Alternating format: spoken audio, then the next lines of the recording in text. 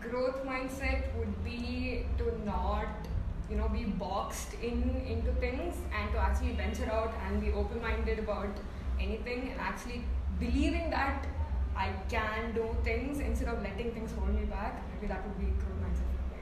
I think growth mindset entirely means just not thinking at all and just letting there, feeling it, and trying to figure out what you want to do at the moment. And I think it's right there, grow your mindset. Just get out of what is there. Don't believe what's told to you and believe what is right to you. A growth mindset to me, I think, is one that looks like, I should be willing to step out of my comfort zone and do things that look like risks to me. And that's pretty much it. So I've been attending a lot of Warhouse's sessions, and this is one of them, and I'm super excited to see, because the growth mindset workshop is something that I've been wanting to attend for a very long time.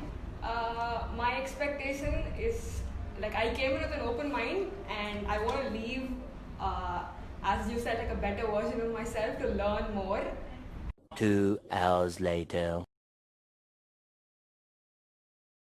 Hello, this is Aishwarya Paulu, and I'd like to thank the Warhorse team for inviting me to attend the Women's Day special Growth Mindset workshop. I found the workshop to be very interesting and insightful, in the sense that it spoke about your mindset. How do you move from having a fixed mindset to a growth mindset? The workshop was supremely fun, and one thing I really liked about it was it didn't focus too much on the theory aspect of it. It wasn't like you should do this is what happens. It was like we learned something and we applied what we learned as well. I love the session. I think I would do this